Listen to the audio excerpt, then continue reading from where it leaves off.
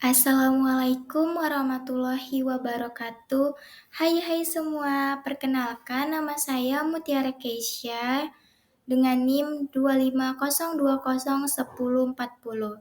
Saya dari Prodi Keperawatan. Di sini saya ingin menjelaskan tentang teori Roy. Teori Roy menjelaskan bahwa manusia adalah sistem yang harus beradaptasi terhadap perubahan lingkungan. Siapa sih pencipta teori Roy? Teori Roy ini diciptakan oleh Sister Calista Roy. Sister Calista Roy lahir pada tanggal 14 Oktober 1939 di Long Island, California, Amerika Serikat. Ia adalah seorang biarawati Katolik dan perawat profesional. Calista menempuh pendidikan keperawatan di Mount St. Mary College, lalu melanjutkan studi magister keperawatan dan sosiologi di UCLA, serta meraih gelar dokter dalam bidang sosiologi. Ia terkenal sebagai pencetus Roy Adaptation Model atau RAM, sebuah teori yang menjelaskan bahwa manusia adalah makhluk holistik yang selalu beradaptasi dengan lingkungan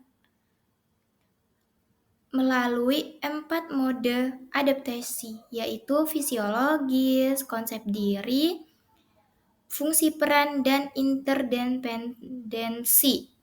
Selain mengajar di universitas, Calista juga menulis banyak buku dan artikel, serta memperoleh penghargaan internasional atas kontribusinya dalam dunia keperawatan. Konsep utama manusia. Manusia menurut Roy ini sistem biopsikososial spiritual yang adaptif. Jadi, manusia dilihat sebagai kesatuan utuh yang selalu mencoba beradaptasi dengan perubahan. Contoh, pasien diabetes bukan hanya butuh obat, tetapi juga butuh dukungan mental, sosial, dan spiritual untuk beradaptasi dengan penyakitnya.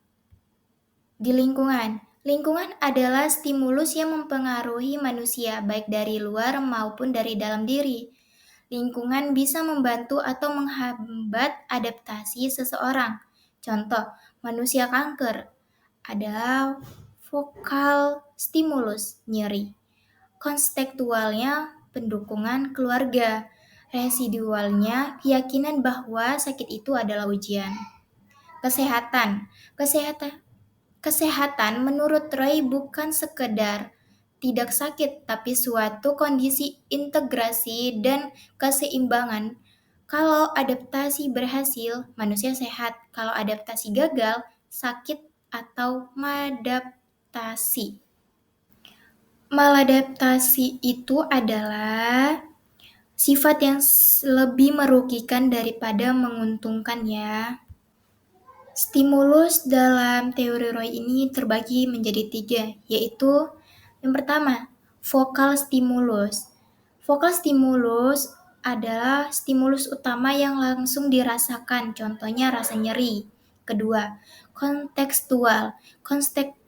Kontekstual stimulus ini adalah faktor pendukung, contoh seperti usia, status gizi, kondisi psikologis. Yang ketiga, residual stimulus. Residual stimulus ini adalah faktor tidak jelas seperti pengalaman masa lalu. Kayak masa lalu aku dan dia. Asing. Ada 4 mode adaptasi. Yang pertama adalah fisiologi, konsep diri, fungsi peran, dan interdependensi. Dalam Al-Quran Surat Al-Baqarah ayat 286, Allah tidak membebani seseorang melainkan sesuai dengan kesanggupannya. Mekanisme coping ini ada 2, ada regulator subsistem dan ada kognator subsistem. Nah, di teori Roy ini ada juga yang namanya proses keperawatan. Yang pertama itu pengkajian satu. Pengkajian mengkaji perilaku pasien dalam mode adaptasi. Yang kedua, kajian dua nih, mengidentifikasi stimulus seperti vokal atau kontekstual dan residual. Yang ketiga, diagnosa keperawatan. Diagnosa keperawatan ini menemukan masalah adaptasi pasien berdasarkan data. Perencanaannya menetapkan tujuan dan intervensi antar pasien mencapai adaptasi positif.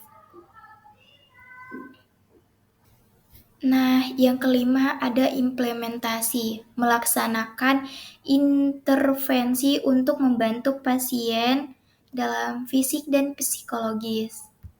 Keenam, yang terakhir evaluasi, menilai apakah respon pasien adaptif atau maladaptif. Di dalam teori Roy pasti ada yang namanya kekurangan dan kelebihan. Nah, kelebihannya adalah holistik. Holistik fokus pada adaptasi, tekstur, mendorong kemandirian. Kalau kekurangannya, kompleks, butuh waktu lama, tidak semua pasien mudah beradaptasi. Kesimpulan yang bisa saya ambil dari teori Roy ini adalah teori teori Roy kuat karena komprehensif dan praktisnya untuk membantu pasien beradaptasi, tapi juga punya kelemahan karena kompleks dan butuh waktu dalam penerapannya. Sekian dari presentasi saya pamit undur diri. See you next time.